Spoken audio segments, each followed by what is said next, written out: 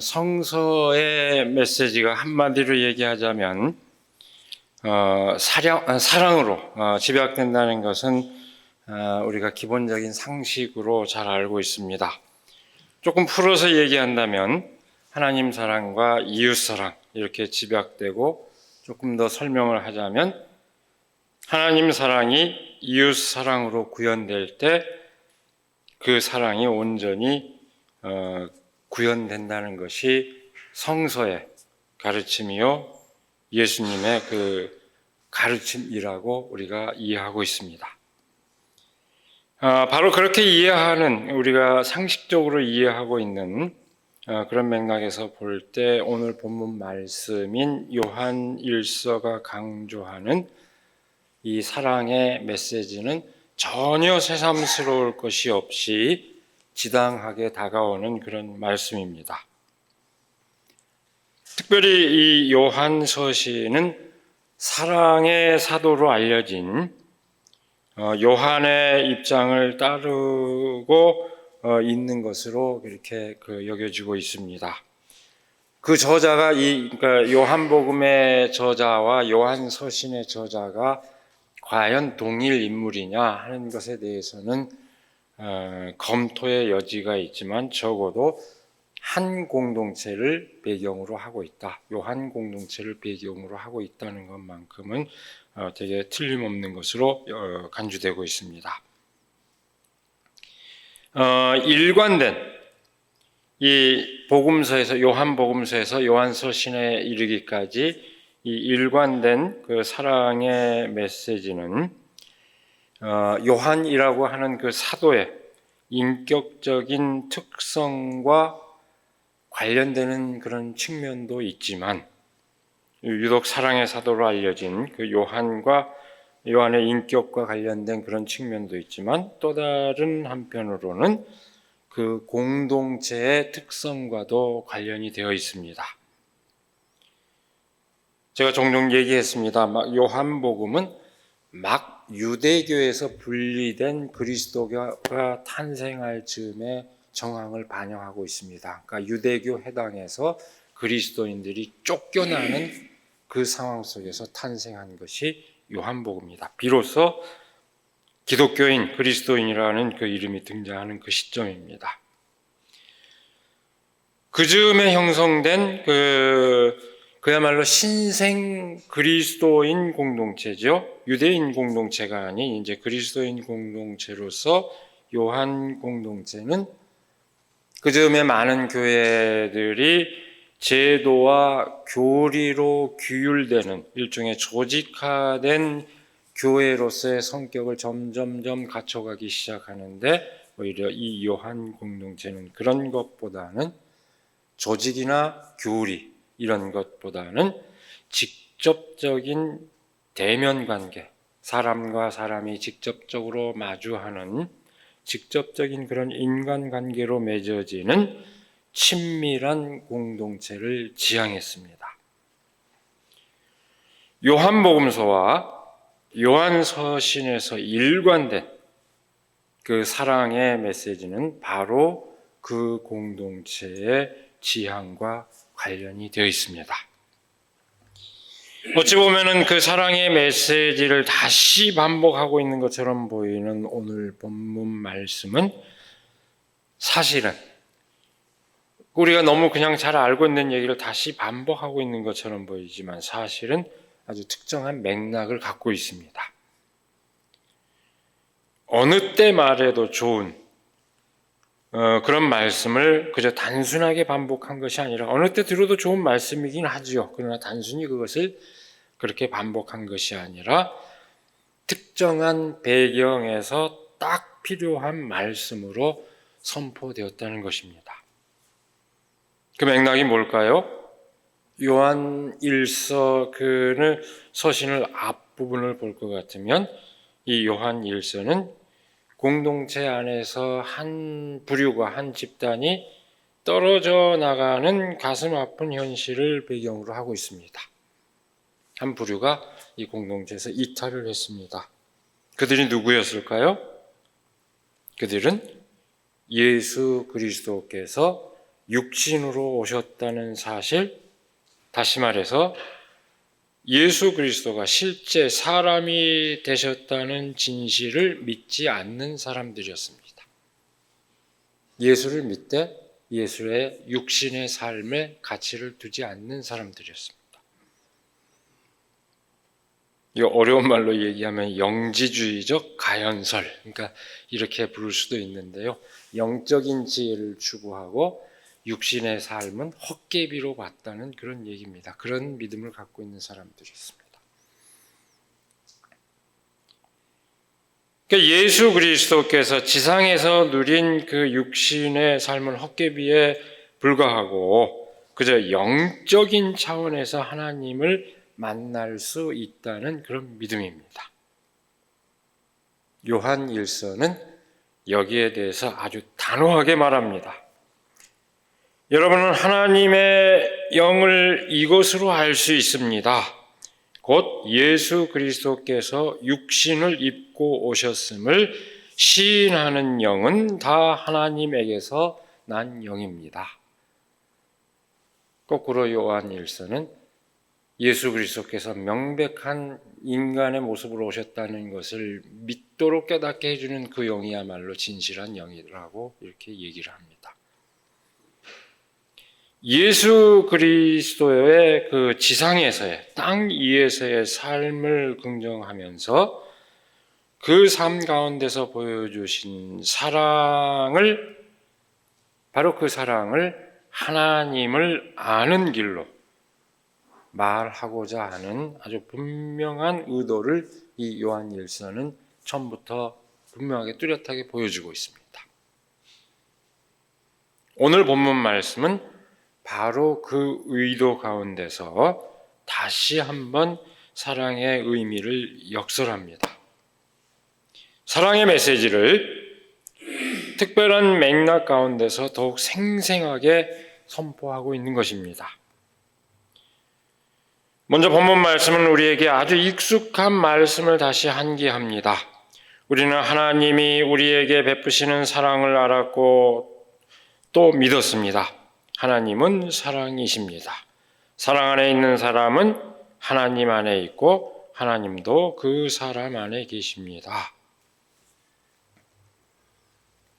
이 말씀의 의미를 새기는 많은 그 선각자들의 얘기들이 있습니다만, 일본의 유명한 가가 목사님, 협동조합 운동을 일으킨 세계적으로 중요한 인물 가운데 한 분이면 몇 분 가운데 한 분입니다만은 그분은 이렇게 얘기를 했습니다. 사랑을 통해서만 절대적 존재가 상대적 존재에게 말을 거신다. 사랑을 통해서 하나님은 인간을 그의 아들로 껴안으신다. 이렇게 집약해서 그 의미를 얘기했습니다. 우리가 쉽게 새겨볼 수 있는 그 진실입니다. 사랑을 통해서 비로소 하나님과 인간이 하나 되고 사람과 사람이 하나 된다는 얘기입니다. 본문 말씀은 계속해서 선포합니다. 사랑이 우리에게서 완성되었다는 사실은 이 점에 있으니 곧 우리로 하여금 심판날에 담대함을 가지게 하려는 것입니다. 우리가 이렇게 담대해지는 것은 그리스도께서 사신 대로 또한 우리도 이 세상에서 그렇게 살기 때문입니다. 사랑에는 두려움이 없습니다. 완전한 사랑은 두려움을 내쫓습니다. 두려움은 징벌과 관련이 있습니다. 두려워하는 사람은 아직 사랑을 완성하지 못한 사람입니다. 우리가 사랑하는 것은 하나님이 우리를 먼저 사랑하셨기 때문입니다. 사랑 가운데 하나님께서 현존하시고 그 가운데서 비로소 하나님의 실제를 우리가 경험함으로써 사랑이 완성된다는 그런 뜻입니다. 그 사랑은 아주 구체적인 효과를 동반합니다. 두려움을 넘어서 담대해지는 것입니다. 그것은 세상 안에서 아주 자신감 있게 살아가는 그 삶, 자신감 있는 그 삶을 뜻합니다. 여러분, 너무나 우리가 상식적인 진실입니다마는 부모로부터 지지를 받는 아이는 삶을 당당하게 살아갑니다. 주변 사람들로부터 지지를 받는 사람은 자신감을 갖고 살아갑니다. 그것이 우리는 쉽게 경험하는 진실입니다. 물론 악조건 속에서도 그걸 다 뛰어넘는 그런 경우들도 많이지만 상식적으로 대개 그렇습니다. 여기서 주목할 것은 세상 안에서 그리스도께서 보여주신 대로 그대로 살기 때문이라는 것입니다. 하나님의 사랑이 목적하는 것은 우리로 하여금 이 세상 안에서 자신을 갖게 하는 것입니다. 이 말씀의 뜻은 요한복음에 등장하는 예수님의 기도와 그대로 상통합니다. 아주 긴 요한복음 17장의 예수님의 긴 기도문을 한마디로 예수님의 말씀 그대로 인용해서 얘기하자면, 내가 아버지께 비는 것은 그들을 세상에서 데려가는 것이 아니라 악한 자에게서 그들을 지켜주시는 것입니다. 이 세상을 떠나서 다른 곳으로 데려가는 것이 아니라 세상에서 악을 물리치고 당당하게 살아가게 하는 것이다. 그렇게 예수님은 긴 기도문을 그렇게 집약하고 있습니다. 결국 하나님의 사랑이 완성되는 것은 이 땅 위에서의 삶입니다. 그 사랑은 두려움을 내쫓습니다.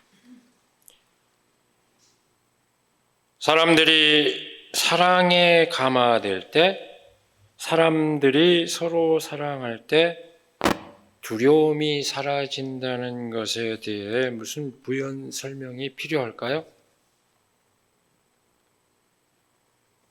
그런 설명이 필요 없습니다. 그것이 부모님, 자식 간의 사랑이든 또는 연인 간의 사랑이든 어떤 형태의 사랑이든 사랑의 그 기쁨은 사람을 기쁨에 충만하게 할 뿐만 아니라 자신감을 갖게 해줍니다. 네, 여기서 우리가 여기에 대해서는 더 긴 설명이 필요 없습니다만 그 사랑으로 극복되는 그 두려움의 실체가 무엇인지는 우리가 새겨볼 필요가 있을 것입니다. 그것은 1차적으로 하나님 앞에서 두려워하는 것을 뜻합니다. 유한한 인간이 무한한 하나님 앞에 설 때 두려움을 갖는 것은 기본적인 태도입니다. 긍정적인 의미에서 경외감이라고도 얘기할 수 있습니다. 그것은 일종의 거리감이기도 합니다. 성경은 끊임없이 그 경외감에 대해서, 하나님과 인간의 거리, 그 경외감에 대해서 한편으로 계속 강조를 합니다. 예언자들이 하나님 앞에서 깜짝 놀라는 것, 이런 것 다 그런 것입니다. 그런데 본문 말씀은 사랑 안에서 그 두려움이 사라진다고 말합니다. 그것은 하나님께서 우리를 자녀로 껴안으시는 사랑에서 비롯됩니다. 여러분, 자식이 부모를 두려워하기만 한다면 그것은 잘못된 관계입니다. 때로 두려울 수도 있지만 부모와 자식 사이의 관계의 바탕은 사랑의 유대입니다. 오늘 본문 말씀은 하나님과 인간 사이의 관계가 이제 그렇게 되었다 하는 것을 선포하고 있습니다. 그 두려움이 사라지는 관계는 하나님과 인간의 관계에서만이 아닙니다. 그것은 구체적으로 사람들의 관계에서도 그대로 적용됩니다. 그래서 본문 말씀은 이렇게 선포합니다. 우리가 사랑하는 것은 하나님이 우리를 먼저 사랑하셨기 때문입니다. 누가 하나님을 사랑한다고 하면서 자기 형제 자매를 미워하면 그는 거짓말쟁이입니다. 보이는 자기 형제 자매를 사랑하지 않는 사람이 보이지 않는 하나님을 사랑할 수 없습니다. 하나님을 사랑하는 사람은 자기 형제 자매도 사랑해야 합니다. 우리는 이 계명을 주님에게서 받았습니다. 우리가 하나님의 사랑 안에 있다는 것을 어떻게 알 수 있을까요? 형제 자매를 사랑하는 가운데서 우리는 그 진실을 알 수 있을 따름입니다. 오늘 본문 말씀은 아주 또 역시 단호하게 선포합니다. 하나님을 사랑한다고 하면서 자기의 형제 자매를 미워하면 그는 거짓말쟁이입니다. 완전한 사랑이 두려움을 쫓아낸다는 것은 이처럼 하나님과의 관계에서 그리고 사람들과의 관계에서 동시에 해당하는 것입니다. 본문 말씀은 다른 어떤 피안의 세계가 아니라 오늘 우리가 사는 세계 안에서 그 진실이 이루어져야 한다는 것을 말하고 있습니다. 그리스도의 본을 따라서 이 땅 위에서 사랑을 이룸으로써 궁극적으로 하나님과 하나 된 삶을 누리게 된다는 것을 오늘 본문 말씀은 얘기하고 있습니다. 하나님을 아는 영적 지혜가 따로 있지 않습니다. 오늘 본문 말씀이 유념한 건 그러죠. 누구 때문에 이 말을 하고 있는지 얘기를 했었죠. 어떤 생각을 가진 사람들 때문에 이 말을 하고 있는지 얘기했죠. 영적 지혜를 추구하는 사람들 때문이었습니다. 하나님을 아는 영적 지혜가 따로 있는 것이 아니다. 오늘 말씀은 하나님을 아는 은사가 따로 있는 게 아니라는 것을 오늘 말씀은 역설한 것입니다. 다른 요한서신과는 다름에도 불구하고 사도 바울이 우리가 잘 아는 고린도전서 13장 말씀 있지 않습니까? 모든 은사를 뛰어넘어서 가장 소중한 것이 사랑이라고 역설한 까닭이 다 여기 있습니다. 그런 의미에서 이 복음서 서신서들이 다 색깔이 달라도 그 점에서 다 일치하고 있습니다. 우리는 사랑을 통해서만 하나님을 제대로 인식할 수 있고 하나 될 수 있다. 그 점에서는 다 일치되고 있습니다. 오늘 세계 안에서 사람들의 실상은 어떨까요? 하나님을 사랑함으로써 진정으로 두려움을 넘어서고 있을까요? 서로 신뢰하고 사랑함으로써 두려움을 넘어서고 있을까요? 제가 보기에는 하나님을 사랑하는 것이 진정으로 두려움을 이겨내는 것이 되지 못하고 있습니다. 예수 천당 불신지요. 아주 명쾌한 구호이지만 그 구호가 뜻하는 그런 믿음에 머물러 있다면 그 믿음은 두려움에 근거한 것입니다. 사랑에 근거한 믿음이 아닙니다. 두려움에 근거한 믿음입니다. 오늘 많은 교인들은 천당과 지옥 사이에 그 불안감과 두려움으로 신앙생활을 지탱하고 있습니다. 많은 교인들. 그리고 이 메시지가 선명한 교회일수록 사람들이 많이 모입니다. 그만큼 사람들이 그런 불안감을 갖고 교회에서 신앙생활을 한다는 뜻입니다. 신앙이 일종의 강박관념이 되어 있고 신앙생활이 일종의 아편이 되어 있을 뿐입니다. 진정한 의미의 평화를 누리지 못합니다. 사랑의 기쁨을 만끽하고 그 가운데서 진정한 평화를 누리는 게 아니라 두려움 때문에 그 신앙을 지키고 있는 그 사람들의 실상입니다. 두려움이 일상화되어 있는 삶은 사람들 가운데서도 쉽사리 그 누군가를 적으로 돌리고 악마화합니다. 우리 사회의 차별과 혐오는 아주 위험한 수위에 이르고 있습니다. 소수자와 사회적 약자에 대한 아주 강범위한 적대감과 그것은 맞닿아 있습니다. 장애를 가진 이들에 대한 혐오, 성소수자에 대한 혐오, 이주 노동자에 대한 혐오 등이 그 구체적 목록입니다. 부끄럽게도 그 목록은 줄줄이 이어집니다.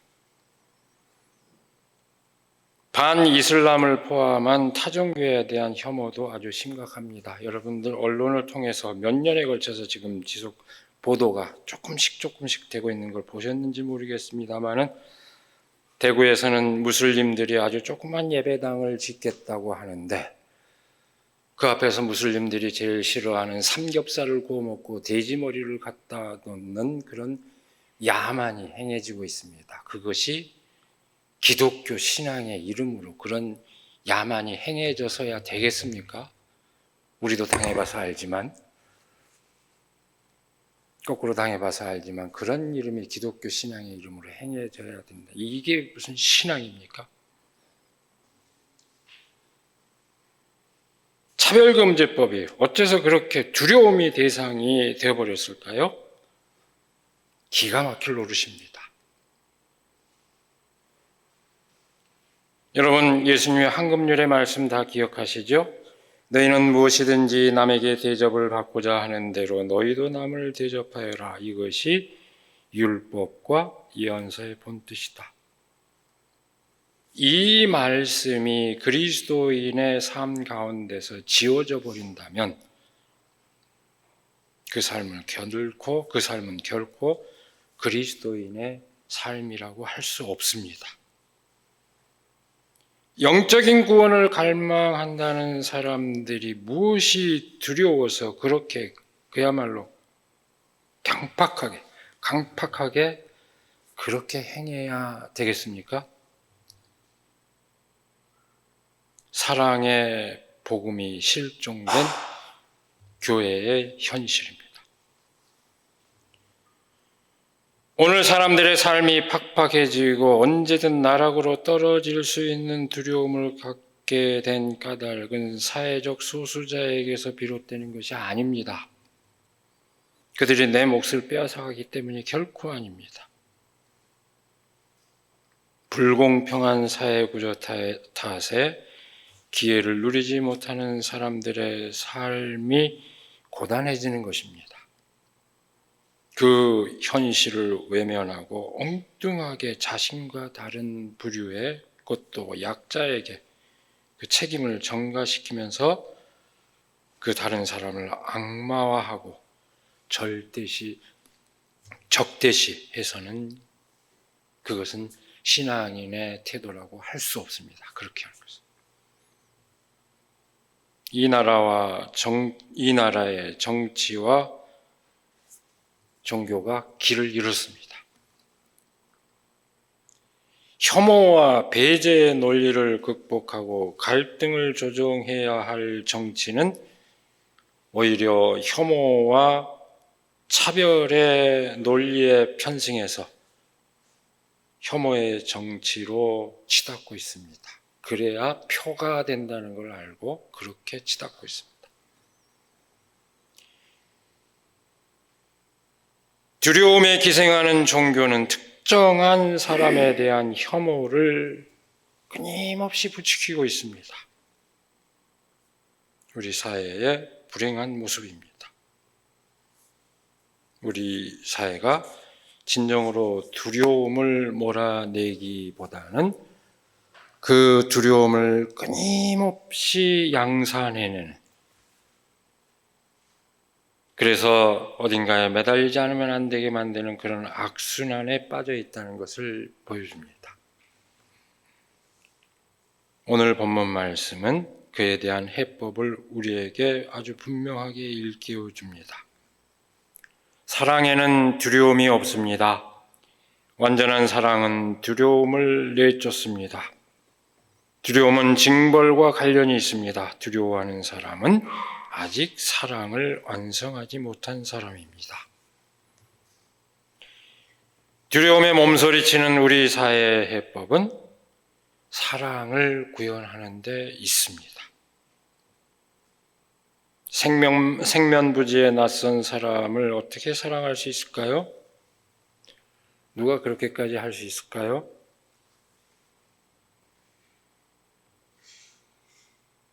그럼에도 불구하고 쉽지 않은 일임에도 불구하고 평범한 사람 모두가 스스럼 없이 나 아닌 다른 사람을 용납할 수 있는 사회를 형성하는 것은 그 사회 구성원의 모든 사람의 책임입니다. 그리스도의 사랑을 구현해야 할 그리스도에게는 그것이야말로 하나님을 아는 길입니다. 그것을 과연 어떻게 실현할 수 있을까요? 일찍이 문익환 목사님은 이렇게 얘기를 했습니다. 정의는 사랑의 사회적 번역이다. 이렇게 얘기를 했습니다. 무슨 얘기일까요?